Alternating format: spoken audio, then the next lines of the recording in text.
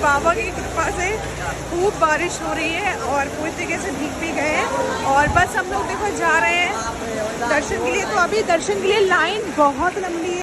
सभी भोले के साथ हम भी बम भोले करेंगे। हर महादेव। तो फ्रेंड्स हम लोग अपने रूम पर आ गए थे और काफ़ी थक गए थे तो पहले आराम करी हमने और अब बस रेडी हो गए हैं। सुबह के बज गए 5:30 और बहुत तेज़ बारिश हो रही है बाहर। तो हम लोग वेट कर रहे हैं कि बारिश रुक जाए और फिर हम लोग निकलेंगे। तो बस बाबा की कृपा हो जाए जल्दी से, बस बारिश रुके और फिर बाबा के दर्शन करेंगे चल के। और ये हमारी सेकंड ज्योतिर्लिंग होगी। बाबा बैद्यनाथ के दर्शन करके हमारी 2 ज्योतिर्लिंग कंप्लीट हो जाएंगी। और यहाँ पे हमारे कान्हा जी तो हमारे ठाकुर जी हमारे नारायण लाए महादेव से मिलवाने के लिए और ठाकुर जी भी रेडी हो गए हैं। और यहाँ पे कृष्णा भी सो रहा था और मम्मी जी तैयार हो गई हैं, मैं भी रेडी हो गई थी। तो चलो हम लोग बस बारिश रुकने का ही वेट कर रहे थे। जब से हम लोग आए तब से बारिश हो रही है। बस यही वेट कर रहे हैं कि जल्दी से बारिश रुके और अपने बाबा बैद्यनाथ जी के दर्शन करें चल के। तो बहुत एक्साइटेड है अपने बाबा के लिए। और बस देखो मैं कैसी लग रही हूँ कमेंट में बता देना। चलो अभी बस बारिश रुकती है फिर हम लोग निकलेंगे और देखते हैं जहाँ तक कैमरा अलाउड होगा वहाँ तक मैं आपको दिखाने का पूरा कोशिश करूँगी। हर हर महादेव। तो फ्रेंड्स हम लोग नीचे तो आ गए। सावन समाप्त हो चुके थे, भादो चल रहे थे, लेकिन बारिश ऐसे हो रही थी कि सावन चल रहे हो। ये था हमारा होटल का नाम जहाँ हम लोग रुके हुए थे। 12 ज्योतिर्लिंगों में से दूसरी ज्योतिर्लिंग के आज हम दर्शन करेंगे चल के। हम सब लोग बस वेट कर रहे हैं यहाँ पे कि जैसे ही बारिश रुके और फिर हम लोग निकले अपने बाबा के दर्शन के लिए। तो देखो गाइस हम लोग इतनी बारिश में ऑटो से जा रहे हैं क्योंकि बहुत बारिश हो रही है, बारिश रुकने का नाम नहीं ले रही है। तो यहाँ पे हम सब लोग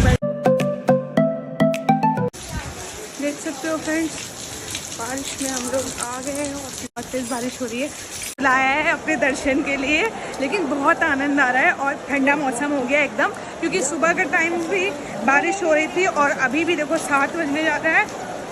12 ज्योतिर्लिंग में से एक पवित्र बैद्यनाथ शिवलिंग झारखंड के देवघर में स्थित है। ऐसा माना जाता है भोलेनाथ यहाँ आने वाले सभी भक्तों की मनोकामना पूरी करते हैं, इसीलिए शिवलिंग को कामना लिंग भी कहते हैं। यहाँ पर कांवरियों के लिए बहुत अच्छी व्यवस्था कर रखी है और यहाँ पे खूब बम भोले के नारे लगे। सुंदर व्यवस्था है कांवरियों वालों के लिए, बहुत सुंदर पंडाल भी लगा हुआ है। और फिलहाल हम लोग बहुत ज़्यादा भीग गए हैं लेकिन बहुत आनंद आ रहा है। चलते हैं। हर हर महादेव। बाबा बैद्यनाथ धाम और भक्त रावण की कहानी बड़ी निराली है। पौराणिक कथा के अनुसार दशासन रावण भगवान शंकर को प्रसन्न करने के लिए हिमालय पर तप कर रहा था। वह एक एक करके अपने सिर को काटकर शिवलिंग पर चढ़ा रहा था। 9 सिर चढ़ाने के बाद जब रावण 10वां सिर काटने वाला था तब भोलेनाथ ने प्रसन्न होकर उसे दर्शन दिए और उससे वर मांगने को कहा। तब रावण ने कामना लिंग को ही लंका ले जाने का वरदान मांग लिया। रावण के पास सोने की लंका के अलावा तीनों लोकों में शासन करने की शक्ति तो थी ही, साथ ही उसने कई देवता को भी लंका में कैद कर रखा था। इस वजह से रावण ने ये इच्छा जताई कि भगवान शिव कैलाश को छोड़ लंका में रहें। महादेव ने उसकी इस मनोकामना को पूरा तो किया पर साथ ही एक शर्त भी रखी। उन्होंने कहा कि अगर तुमने शिवलिंग को रास्ते में कहीं भी रखा तो मैं फिर वहीं रह जाऊंगा और नहीं उठूंगा। रावण ने शर्त मान ली। इधर भगवान शिव की कैलाश छोड़ने की बात सुनते ही देवता चिंतित हो गए। इस समस्या के समाधान के लिए सभी भगवान विष्णु के पास गए। तब श्री हरि ने लीला रची। भगवान विष्णु ने वरुण देव को आचमन के जरिए रावण के पेट में घुसने को कहा। इसीलिए जब रावण आचमन करके शिवलिंग को लेकर श्रीलंका की ओर चला तो देवघर के पास उसे लघु शंका लगी। ऐसे में रावण एक ग्वाले को शिवलिंग देकर लघु शंका करने चला गया। कहते हैं उस बैजू नाम के ग्वाले के रूप में भगवान विष्णु थे। इस बैज से भी ये तीर्थ स्थान बैजनाथ धाम और रामेश्वर धाम दोनों नामों से विख्यात है। पौराणिक ग्रंथों के मुताबिक रावण कई घंटों तक लघु शंका करता रहा, जो आज भी एक तालाब के रूप में देवघर में है।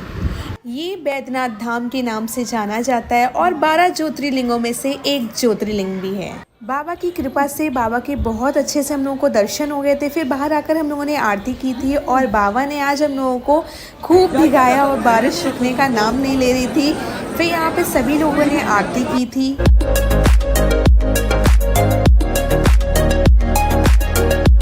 बाबा बैद्यनाथ मंदिर मां पार्वती के मंदिर के शिखर को पवित्र धागों से बांधकर गठबंधन जोड़ने की परंपरा है।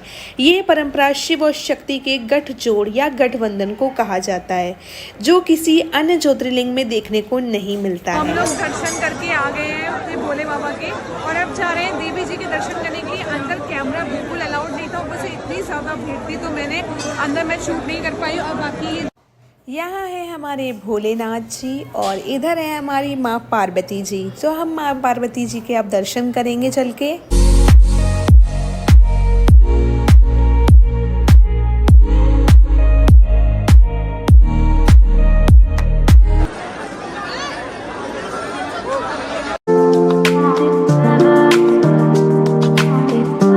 बहुत अच्छे से दर्शन हो गए और अब हम लोग सुबह से कुछ खाया नहीं था, पहले दर्शन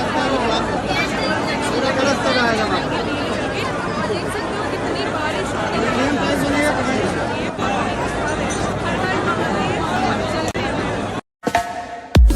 तो गाइस हम लोग दर्शन कराए और अब हम लोग खाना खाएंगे। तो आ गया है हमारा खाना, दाल कटोरी नहीं देते, खाना चल रहा है।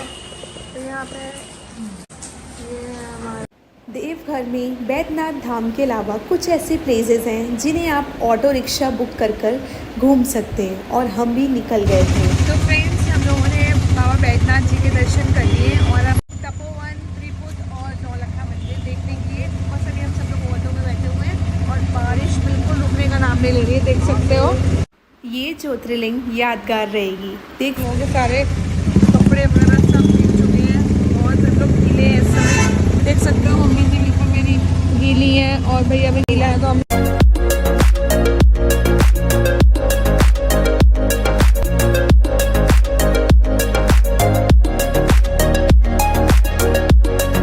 ये रास्ते बहुत खूबसूरती से भरे हुए थे। चारों तरफ हरियाली थी, पहाड़, नदी और मौसम भी बहुत सुहाना हो रहा था।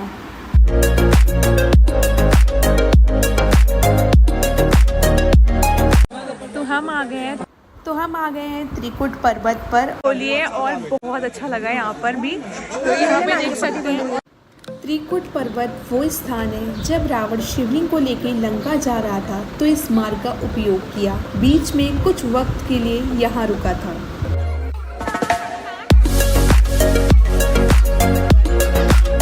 अब निकल गए हम लोग तपोवन पर्वत की ओर। पर्वत पर और बस अभी चल रहे हैं और चप्पल वगैरह हम लोगों ने अपने ऑटो में उतार दी थी। तो ये देखो यहाँ पे चलेंगे हम लोग, तो अभी थोड़ा सा दूर है, अभी चलते हैं। यहाँ खाने पीने से लेकर शॉपिंग करने का सामान भी देखने को मिल रहा था।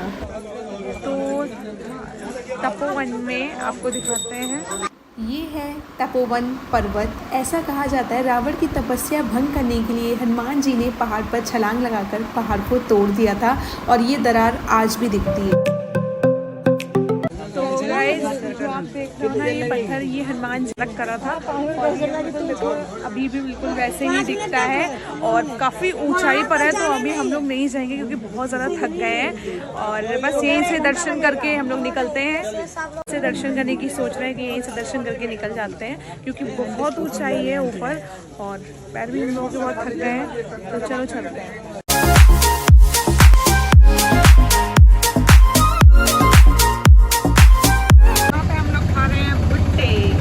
बहुत टेस्टी है क्योंकि गरम गरम एकदम नींबू नमक लगा हुआ है, बहुत मज़ा आ रहा है खाते हुए और मौसम बहुत सुहाना है।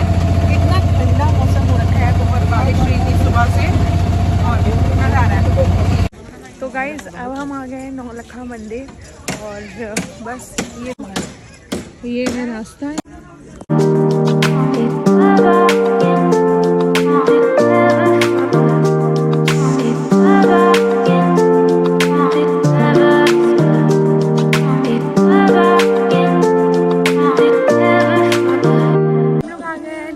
मंदिर और यहाँ पे देखते हैं चल के कौन से भगवान जी हैं। मैं मौसम के बारे में तो क्या ही बोलूँ, मतलब मौसम इतना अच्छा हो रहा है कि बहुत ठंडा मौसम हो रहा है, वरना गर्मी होती तो बहुत ज़्यादा प्रॉब्लम हो जाती, लेकिन इतना ठंडे मौसम में बहुत आनंद आ रहा है। एंड यहाँ पे देख सकते हो ये पूरा जंगल जैसा बना हुआ है। यहाँ पर चलेंगे अभी, ये देखिए यहाँ से ऐसा है। पहुंच गए हैं हम लोग मंदिर और यहीं से अभी जाएंगे ऊपर, तो फिर दर्शन करेंगे चल के। और ये है मेरी प्यारी माँ और मंदिर के चारों तरफ देख सकते हो मंदिर कितना हरियाली है, सुंदर बना बहुत हुआ है। सुंदर मंदिर बना हुआ है। तो अंदर चलते हैं चलो। नौलखा मंदिर में बाल गोपाल की प्रतिमा स्थापित है। चलिए आपको पूरा मंदिर एक्सप्लोर कराते हैं।